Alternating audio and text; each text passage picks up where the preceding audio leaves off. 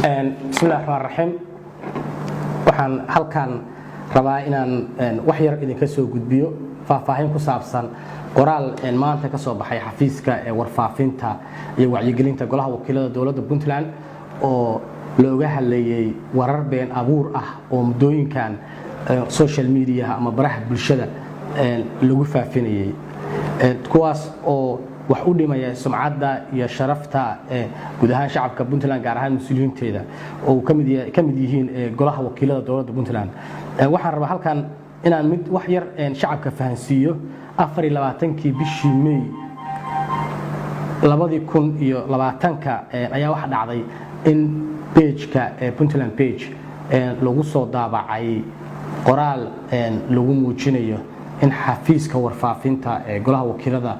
Puntland oo aan aniga agaasimo ka ahay cod laga duubay gudoomiyaha golaha wakiilada mudane Cabdirashiid Yuusuf Jibriil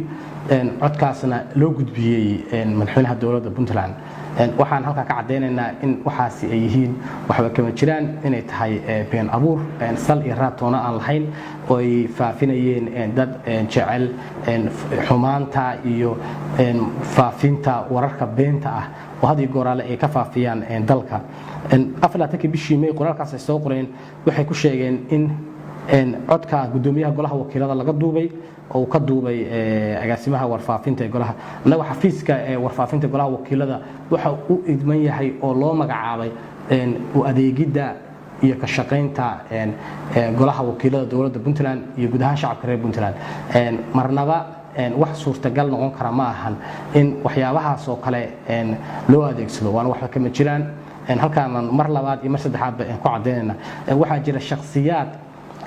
ku page-kaas isticmaala ilaa 5 jeer hore page-ka magacyada laga bedelay shakhsiyaad ayaa isticmaala waxay u adeegsadaan in ay mar walba ay ku faafiyaan wararka been abuurka ah shakhsiyaadkaas hore baan u xusnay marna inaan mar labaad ku celiyo laakiin waxaan uga digeynaa oo u sheegaynaa in ay ka digtoonaadaan waxyaabaha been abuurka ah oo ay ka faafinayaan golaha iyo guud ahaan Puntland mid kale oo iyadan muhiimka ah waxa weeye waxa jira iyadan saas oo kale qoraallo been abuur ah oo shakhsiyaadkaas page-kaas iyo page kale wax ku qora ay ku faafiyeen iyaga oo adeegsanaya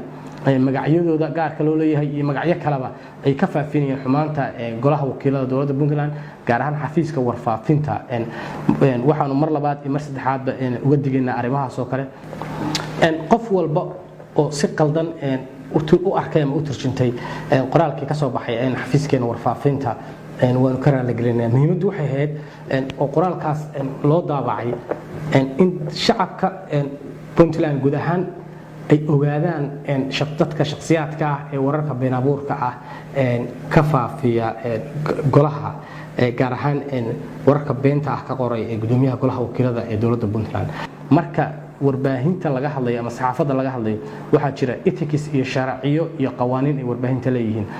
golaha wakiilada anagu hore waxaan tababar u siinay ilaa 15 wariye oo aan barnay xeerarka golaha tasuurka dawladda Puntland inta tababar baan ku siinay anagoo kaashanayna ururka warbaahinta ee Puntland anagoo uga gol leh in wariyaasha ay mar walba waxa ay gudbinayaan in noqdaan wax xaqiiqo ah sidoo kale halkan waxaan jecelahay inaan uga digno dadka baraha bulshada sida qaldan u isticmaala iyo warbaahinta qaybtood oo waxyaabo aan jirin oo been ah sheega been abuurku waa dambi in laga been abuurto madaxduna way ka sii dambi weyn tahay marka waan idinkaga digaynaa wax rajaynaa insha Allah inaad mar walba waxa sheegaysaan in noqdaan kuwa xaqiiqda ku saleysan aad iyo aad baad u mahadsantiin waan idinkaga